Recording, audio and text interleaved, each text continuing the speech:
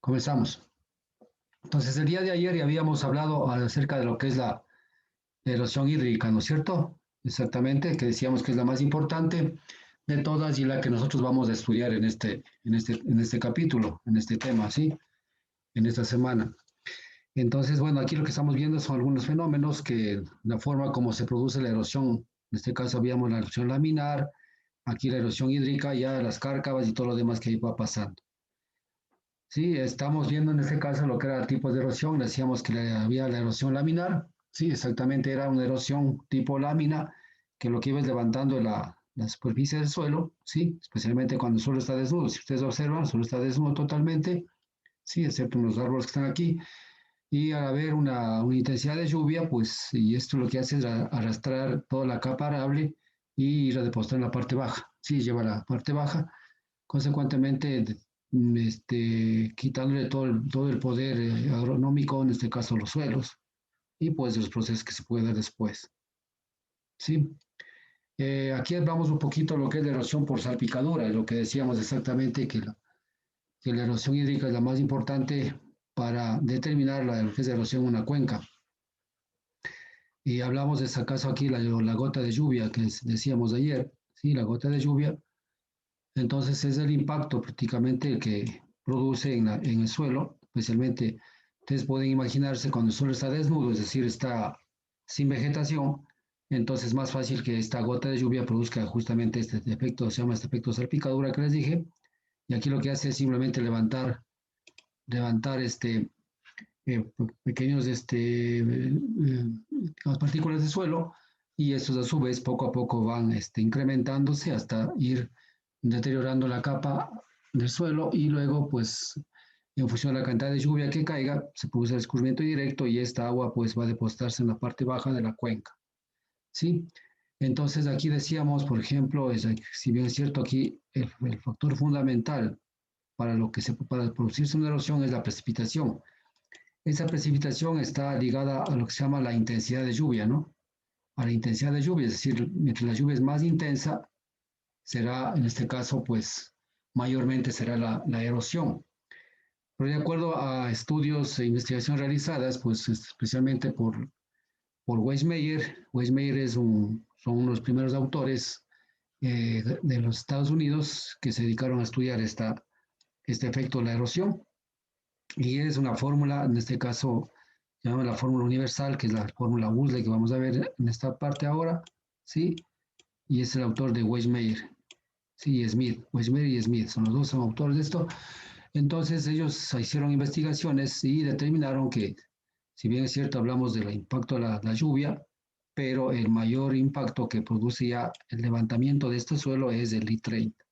El I30 en este caso, que sería en este caso la intensidad de lluvia en 30 minutos. Ustedes se acuerdan en hidrología, nosotros levantábamos intensidades para 5, 10, 15, 30, 50, 60, 120 hasta 720 milímetros para formar lo que es las curvas de intensidad, duración y frecuencia que utilizamos para lo que es cálculo de qué? Cálculo de caudales en función de la intensidad de lluvia, ¿sí? Y aquí estamos observando exactamente lo que es la intensidad, lo que juega un papel importantísimo en lo que es la erosión de los suelos. Sí, vamos a aprender a calcular justamente la energía cinética de esta lluvia, ¿no es cierto? Entonces aquí dice exactamente al caer esta gota de lluvia, al ver un suelo desnudo, en este caso, pues, ¿cierto? Entonces todo esto hace saltar las partículas que dije yo y son arrastradas por el flujo de agua, ¿sí? Entonces, pero eso sucede generalmente más cuando existe una capa que está totalmente, digamos, sin vegetación. Al haber vegetación, en cambio, lo que pasa es que pasa. Entonces, un poco, esta vegetación sirve de efecto de amortiguamiento de la capa y casi no se produce la erosión. Entonces, qué importante que es en este caso la cobertura vegetal que existe en la cuenca, ¿no? Para que detenga esta situación de lo que es la erosión, ¿sí? Entonces, este es unos efectos directos, lo que es el efecto de la salpicadura. No sé si tiene alguna pregunta, sí. No, profe. Ya. Entonces vamos a ver la erosión. Ya habías visto el efecto de la salpicadura, ahora vamos a ver erosión en surcos. Aquí hemos puesto algunas fotografías, inclusive de aquí de sembríos que nosotros estamos observando acá, y que en ciertos sitios, prácticamente ustedes pueden observar, la mayor cantidad de erosión se da en suelos desnudos, no en suelos sin vegetación, se da exactamente. ¿Sí? Entonces, estos surcos se dan especialmente cuando existe una gran concentración de escorrentía, ¿sí? Desde la parte alta a la parte baja, y este caudal pues transita ¿por qué? Por la cuenca, en función de la pendiente, y para tratar de buscar un camino más amplio, lo que hace es este caudal, mientras mayor sea el caudal, busca conformar una especie de acequias o surcos para poder trasladarse, ¿no es cierto? Para poder conducirse. Y van produciendo surcos y al final, pues esto es lo que va levantando, esta cava va sumando y llevando hacia la parte baja, ¿sí? Entonces podemos imaginar nosotros cuando, por ejemplo, uno de los factores fundamentales que nosotros vamos a estudiar en la fórmula USD es lo que es el factor P.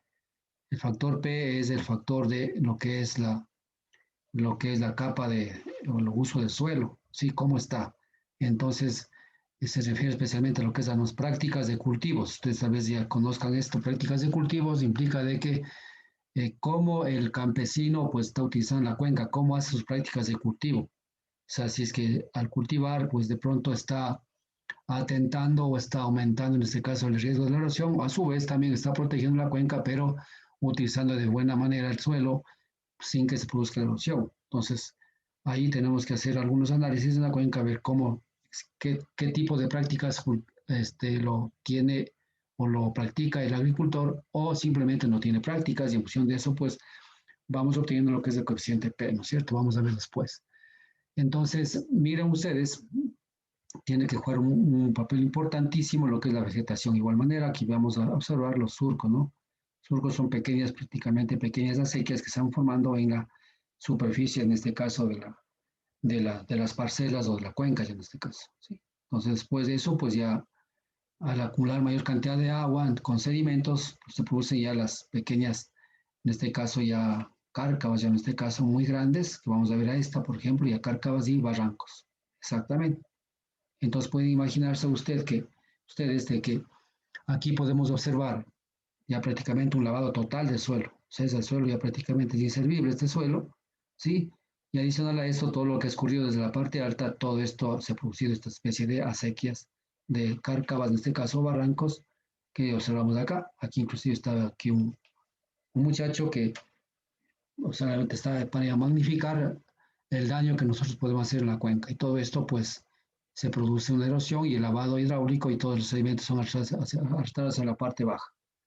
Entonces aquí ya vamos viendo cuáles son en este caso, las consecuencias de esta erosión que nosotros producimos en la cuenca, ¿sí? Bueno, vamos a leer esto que dice, se forma cuando las aguas de escorrentía abren surcos de mayor tamaño que habíamos dicho, ¿no es cierto?, que progresan en profundidad y en anchura, lo que estamos observando. Bueno, al final, pues esto como consecuencia trae lo siguiente, pérdida del suelo, ya estamos observando la pérdida del suelo total prácticamente, pérdida de la calidad del relieve, ya o sea, esto ya, ustedes ven, todo esto se ha erosionado, tiene otro relieve, otra pendiente acá, ¿no es cierto? Y las pérdidas de capacidad de reserva de agua, quiere decir, ya no hay poder de infiltración aquí, aquí no hay poder de infiltración, sino todo lo que precipita va a escurrir y esto va a erosionar más y va a llevar mayor cantidad de sedimentos. Entonces, esos son los problemas que nosotros podemos ir poco a poco acarreando en cuando nosotros no controlamos bien lo que es, en este caso, lo que es la erosión, ¿sí?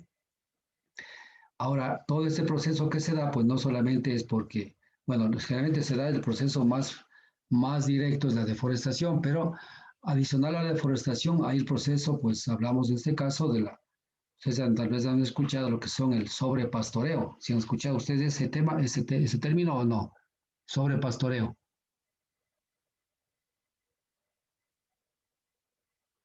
Ángel, ¿has escuchado sobrepastoreo?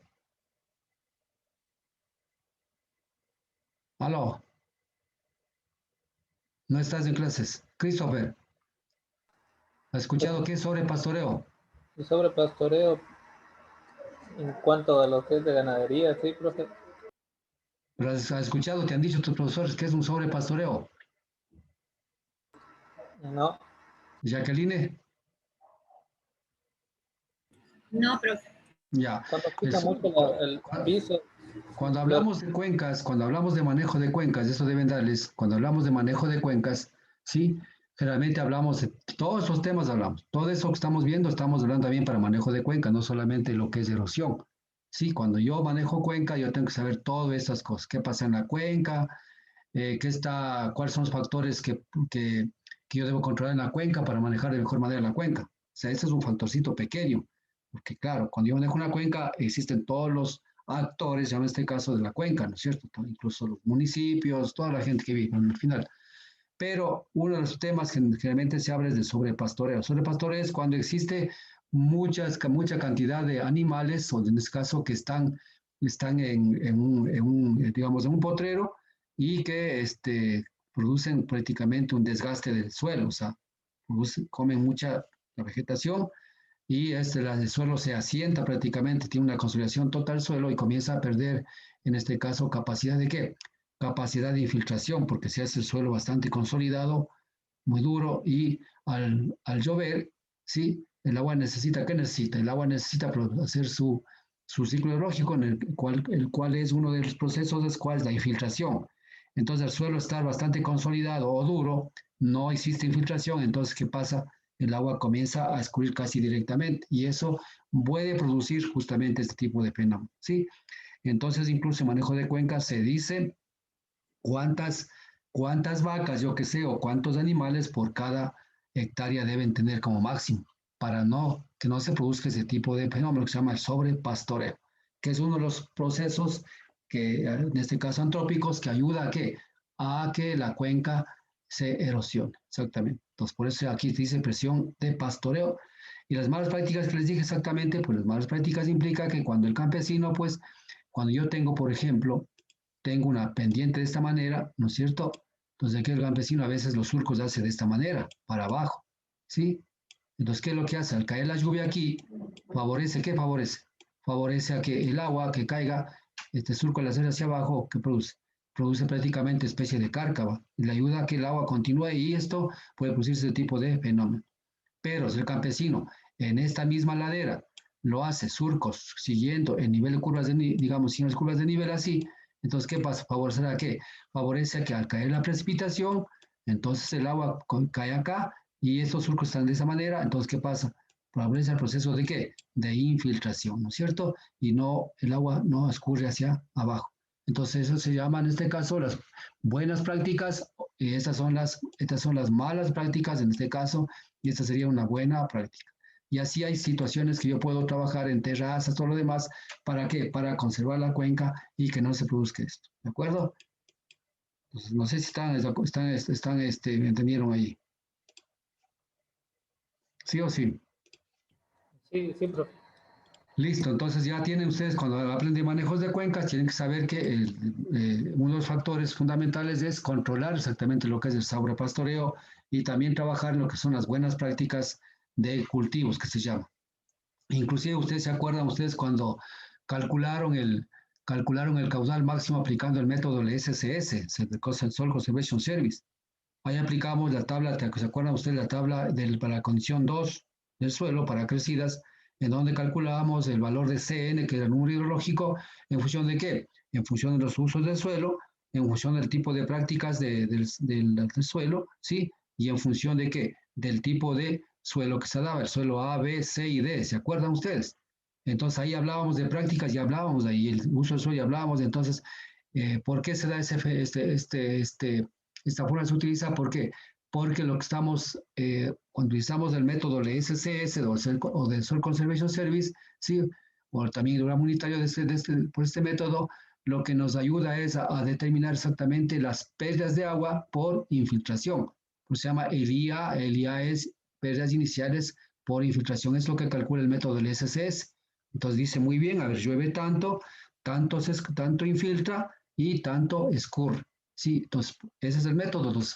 Entonces está relacionado también exactamente más o menos lo que es la producción de este caso de la erosión en la cuenca, ¿no es cierto? Bien, entonces todo tiene concatenación acá entre la hidrología, la hidráulica, la erosión y todo lo demás. Bueno, aquí hay otro proceso, ya el proceso un poco más fuerte que se llama el proceso de sufoción. ¿sí? Su fusión. Entonces, este proceso, miren ustedes, ya aquí pues ya se totalmente carga prácticamente pequeñas quebradas, ¿no es cierto? Entonces, con márgenes terrenos con desniveles puede llegar a perderse la base del talud del terreno con lo que se cae. Es decir, produce una situación un poco de derrumbe ya en este caso. ¿Sí? Se producen los derrumbes, ¿por qué? Porque las cárcavas ya son muy fuertes, ¿no? Y entonces aquí comienza a haber más erosión y todo esto va perdiendo. Acá todo este proceso, toda esta parte puede irse erosionando y cayéndose en pedazos. Entonces, prácticamente lo que estamos formando es otro cauce en este caso, pero siempre, a ver, también aquí depende de qué, depende del tipo de régimen, ¿no es cierto? El tipo de régimen o tipo de cauce en este caso. ¿Se acuerdan ustedes que tenemos cauces permanentes, cauces efímeros y cauces que formaban simplemente en épocas de cuando llovía y no llovía, ¿no es cierto? Entonces, también se forman. Entonces, este tipo de cauces son prácticamente no permanentes, ¿no es cierto? ¿Por qué? Porque solamente aparecen en época de lluvia, vienen y circulan de esta manera acá. Entonces, como que se produce otro tipo de cauces, pero al final, pues más bien es la destrucción de la cuenca, ¿sí? Entonces, aquí dice zona de arrastre de pérdidas de partículas, ¿no es cierto? Y caída, en este caso, de talud, toda esta parte de acá. Ya depende cómo se ha ido produciendo el fenómeno que se da. Entonces ahí estamos nosotros como ingenieros del agua que tenemos que conocer todo ese tema para manejar exactamente el recurso hídrico. Exactamente. Si no conocemos de esto, no podemos manejar el recurso hídrico. ¿Sí? Continuamos. Bueno, las coladas de lodo, un poco llamamos en este caso lo que son las avalanchas, en este caso, ¿no es cierto? Que se han dado, por ejemplo, en este momento, no sé si ustedes han visto, estamos en una época lluviosa, ¿no es cierto? Y hay muchos videos en el internet. Por ejemplo, yo vi un video de San Gabriel, no sé si vieron ustedes, estaba en el Facebook, vi un video en donde por las lluvias intensas, entonces una pequeña presa que tenían ellos totalmente no soportó el caudal sólido que venía porque era prácticamente una colada de lodo y al final pues se fue toda la presa o sea, aguas abajo, ¿no es cierto? Entonces, estas son las pequeñas coladas que se producen exactamente de dónde, miren ustedes aquí, ¿no es cierto? Vea, totalmente desnudo el suelo, ¿no es cierto? Totalmente desnudo. Y aquí al producirse unas precipitaciones, ¿qué pasa? Todo esto viene a lavarse. Vean, miren acá. Viene a lavarse y luego abajo se producen las concebidas avalanchas, en este caso, o coladas de lodo, que se llama en este caso, ¿sí? Entonces dice aquí, suele con gran capacidad de infiltración, de manera que las lluvias prolongadas pueden producir deslizamientos de lodo. Sí, en este caso, pues, claro, el agua se infiltra hasta llegar a dónde, hasta llegar a una capa que sea impermeable y ese suelo está bastante desnudo, entonces, ¿qué pasa? Todo esto puede producirse un deslizamiento y puede arrastrar hacia abajo. Sí, entonces, simplemente es agua más sedimentos, pero en gran cantidad. Sí, entonces dice, su efecto erosivo es muy intenso, tierra, efecto, medidas en el tema, sí, ¿no es cierto? Ya. Entonces, eso es lo que se da también en las cuencas. Pero ustedes pueden ver todo ese efecto, el principal problema de la cuenca es la deforestación. Siempre estaré hablando de ese tema, ¿sí? Y después son las malas prácticas agrícolas, ¿no es cierto? Sí. Ahora aquí si bien es cierto, aquí parecería, este es un deslizamiento, en este caso natural, sí, deslizamiento natural, pero aquí se ve que ha sido ya intervenido, en este caso cortado los árboles, todo lo demás. Y en la parte donde no está cortado los árboles prácticamente sigue todavía intacto, pero toda esta parte es la que se desliza, ¿sí? Y lo que está es bajando hacia donde se la vía, ¿no es cierto? Entonces son problemas exactamente la intervención humana que se da acá. Y se van a producir justamente este tipo de coladas de lodo que se llama en este caso, o flujos. Ya. Entonces aquí sería en este caso un poco el efecto, hasta aquí podríamos ver cuál es el efecto de lo que es la lluvia exactamente, ¿no? Entonces lo que sería la erosión hídrica, ¿no es cierto? Por efectos de las precipitaciones y relacionadas lo que es a la precipitación y a las intensidades en 30 minutos, exactamente.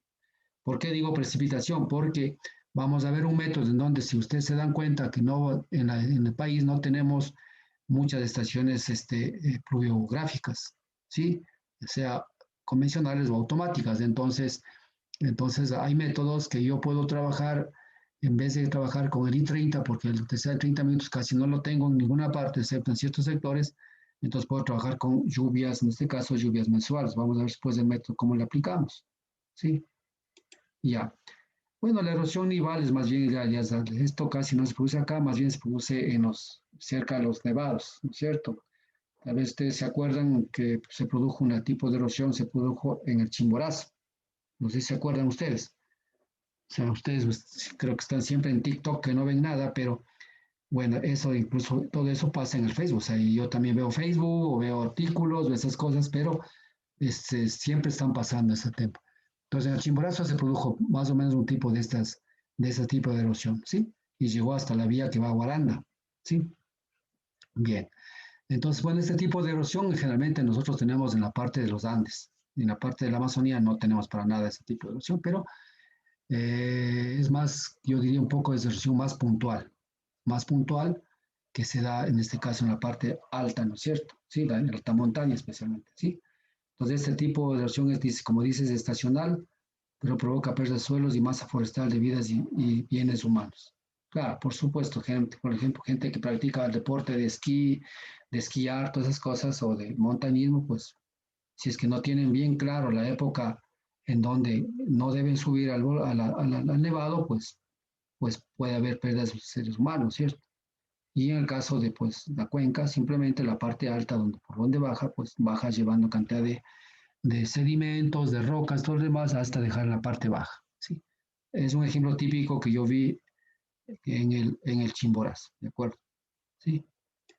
Ya, la erosión eólica, como dije, es otro tipo de erosión bastante importante, pero como dije, pues en este caso la representativa es lo que es la erosión hídrica. Pero hay que verlo, ¿no es cierto? La eólica es por el proceso, especialmente lo que es el viento, ¿sí? Esto más se da en las partes septentrionales, especialmente en los desiertos, como podemos observar, ¿no? La eólica, entonces, es por en este caso, por la presencia de viento y también se da pues por el efecto de que el suelo está descubierto, es decir, sin vegetación. Entonces existe un proceso de abrasión en este caso, ¿no? Entonces todo esto pues sí, va erosionando y produciendo un proceso de desgaste de los suelos. Sí, al final esto pues acumula digamos, acumula y forma parte de la erosión hídrica, porque al final esto, si bien es cierto, esto es trasladado hacia sectores hacia donde va la dirección del viento, pero ya después de eso son arrastrados a través de lo que es el agua, en este caso la lluvia, y arrastrado hacia los cauces principales, ¿sí? Entonces, esto no hay que tomar, digamos, no hay que perder de vista, pero también es un proceso que tenemos como erosión en la cuenca. Ya, entonces, luego de haber visto estos tres tipos de erosiones que son las más principales, ¿no es cierto? Vamos a ver cuáles son los agravantes de la erosión eólica, ¿cierto? Entonces, como les dije, pues la erosión eólica ataca ¿dónde? Especialmente aquí, por ejemplo, tenemos parcelas secas, suelos desnudos, ¿no es cierto? Ataca exactamente. Entonces, aquí dice qué es lo que hace. Especialmente un suelo seco, suelto, de textura fina. Entonces, el viento lo que hace es levantar esas partículas y llevar dependiendo de la velocidad y la dirección, llevar hacia donde pueda depositar. ¿Sí? También atacan superficies planas, no solamente montañosas, superficies planas, pues todo esto es levantado.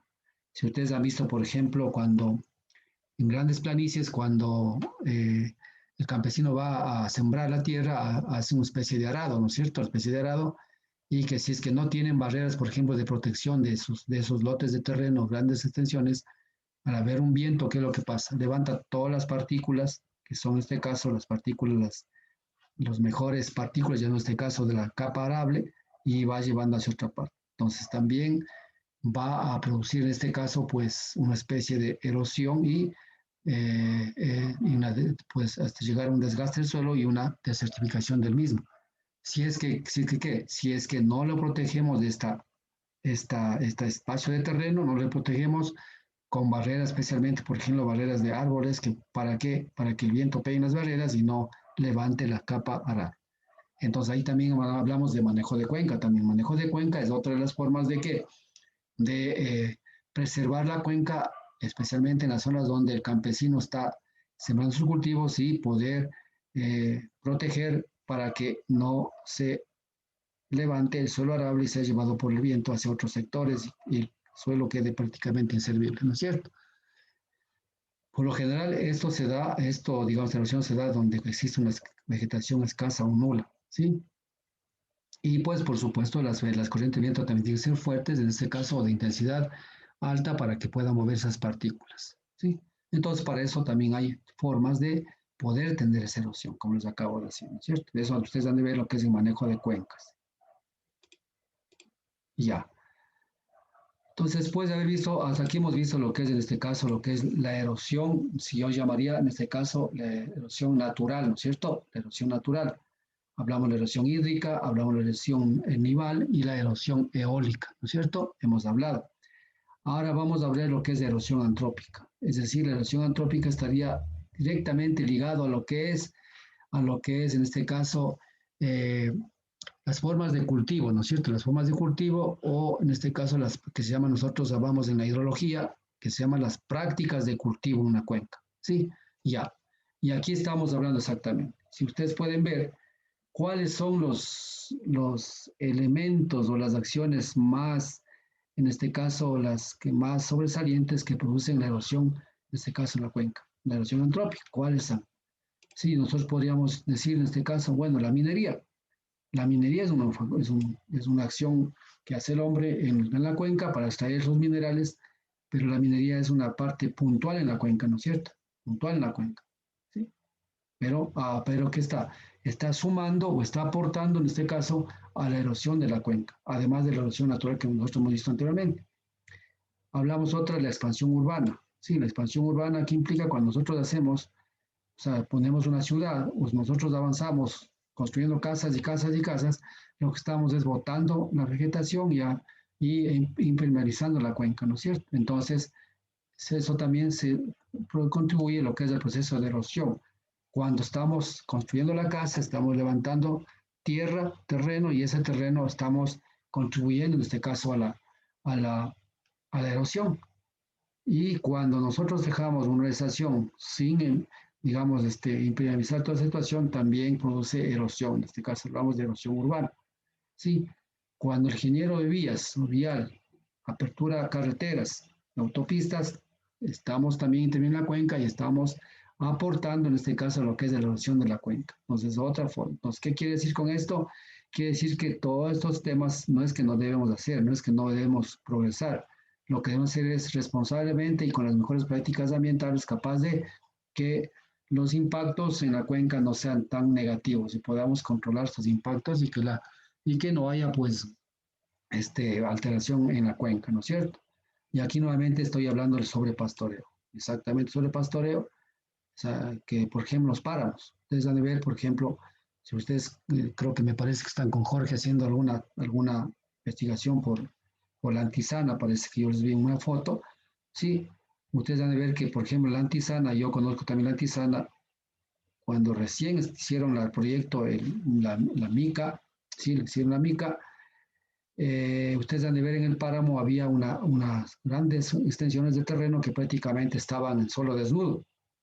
Entonces se ve en el páramo todo verde, después cafecito por el stipa ichu o la paja que se llama, y de pronto había grandes sectores que estaban deforestados y en tierra, en suelo, ¿no? ¿Por qué pasaba eso? Porque había mucha cantidad muchos sobrepastoreo, o sea, muchas ovejas ahí. Entonces, la cantidad de ovejas era demasiado respecto al área de terreno que estaban utilizando.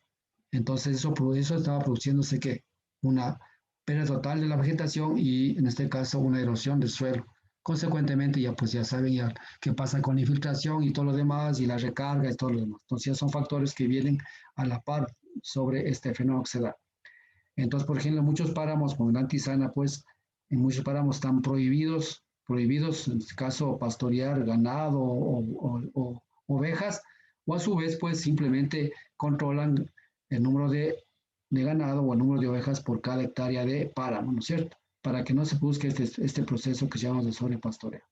Entonces ya está controlado, ¿no es cierto? Aunque ahora, claro, este gobierno votó todos los páramos, pero implica de que esto ya en muchas partes está controlado. En Antisana sé que está controlado.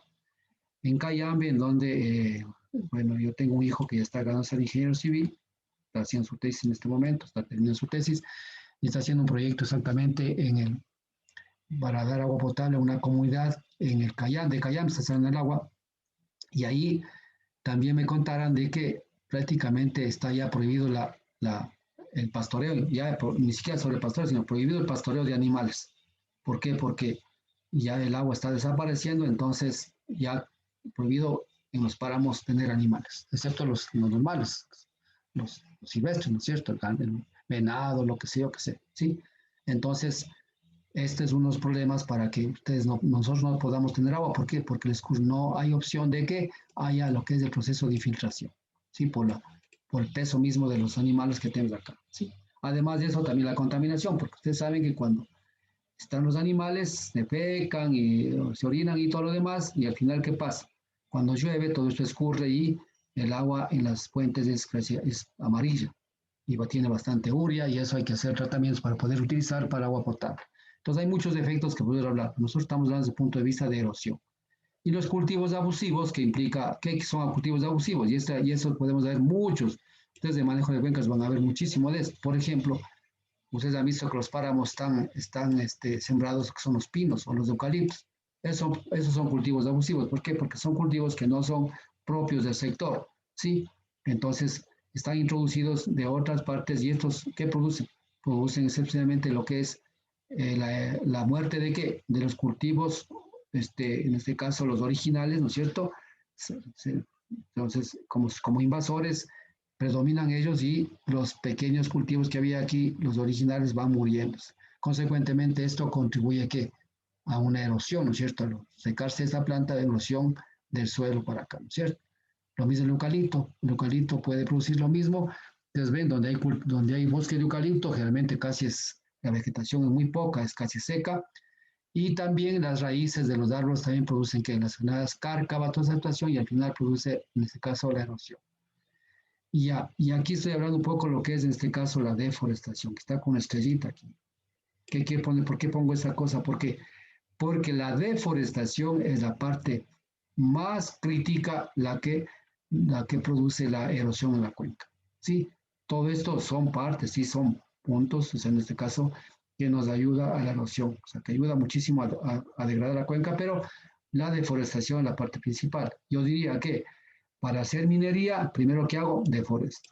Para hacer expansión urbano, primero deforesto. Para aperturar carreteras, primero deforesto. Para poner animales, sí, no es que los animales voy y boto en el páramo, sino también hago trechas, hago caminos, tal cosa, y voy a dejar los animales, también deforesto. Y para cultivar, para poner los cultivos, tengo que botar los cultivos anteriores para poner los nuevos cultivos. En este caso, por ejemplo, hay muchas veces, por ejemplo, en bosque cotopaxi hay pinos. En los pinos, ustedes han visto que si ustedes van todo lo que es Minitraga hasta la Tacunga, hay pinos, ¿no es cierto? Pero esos pinos, pues si ustedes ven al lado de la vía, prácticamente parecería que nunca van a cortar, está ahí, pero eso lo tienen solo como pantalla. Si ustedes se meten unos 5 metros adentro del bosque, totalmente está ya utilizado esto como madera.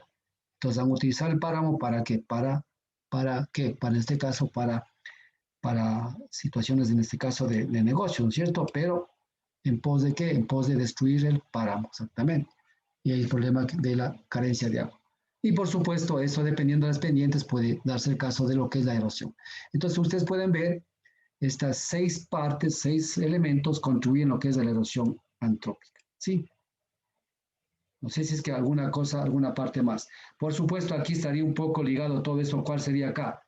¿No es cierto? Si yo hago deforestación, ¿deforesto para qué? Por ejemplo, no, bueno, ustedes son muy pelados, yo tampoco puedo decir que yo me acuerdo, pero yo he leído la historia de la época de Velasco Ibarra, cuando se dio la reforma agraria. Y yo me acuerdo, en este caso, bueno, se me ha contado mi padre, ¿no es cierto?, mi abuelo. Entonces hablaba de que, por ejemplo, Velasco Ibarra dio la reforma agraria, y lo que pasa es que con la reforma agraria, ¿qué era? Simplemente era una parte de los latifundios de las haciendas, les entregaban a la gente que trabajaba en las haciendas. Entonces, el Estado les premiaba a la gente cuando botaba mayor cantidad de bosque. Es decir, mientras más bosque botaba, tenía más área para cultivar y era más premiado. ¿Sí me entiende? Entonces, incluso yo sé que, bueno, eso es más reciente, el Consejo Provincial de Pichincha, en la época, me parece que era la época de Izquierda Democrática, me parece que era Romero Barberis, ahí me acuerdo, por ejemplo, acá por la vía a a la costa, en este caso por Nanegal, como oferta de campaña y como políticos, y les regalaban motosierras a los campesinos para que talen y boten el bosque. O sea, no se tenía para nada concientización de lo que era naturaleza. Ahora ya, o sea, ustedes han escuchado, ya hablan de la naturaleza, la defensa, incluso la constitución ya tiene, es la única constitución en el mundo, la ecuatoriana, que tiene derechos la naturaleza. Eso ya saben los muchachos, ¿no es cierto?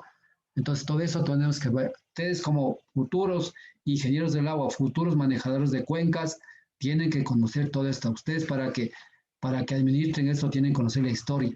Si no conocen la historia, si no conocen cómo los procesos que se han ido dando hasta nosotros poder entender todo eso, no van a poder administrar una cuenca. ¿Sí me entienden? No van a poder plantear soluciones. Entonces, ustedes tienen que ir sabiendo su historia y luego qué es lo que yo puedo hacer para detener y qué es el proceso más frecuente que puedo detener y para qué, manejar adecuadamente nuestra cuenca, ¿no es cierto? Se llama lo que es gestión de cuenca o gestión integral de cuencas. ¿De acuerdo? ¿Sí? Es lo mismo que en la política. En la política, si no conocemos la historia, siempre cometeremos el mismo error y siempre nos estarán dominando y robando y todo lo que está pasando en este momento. Entonces, si nosotros no estudiamos la historia, no vemos qué pasó antes de los 10 años de Correa, qué pasó en los 10 años de Correa, qué pasó estos 4 años. O sea, entonces, si no conocemos nuestra historia, volveremos a cometer los errores y volveremos a tener otros 4 años de sufrimiento y de dolor como estamos en este momento. Entonces, acá es lo mismo, en la ciencia es lo mismo.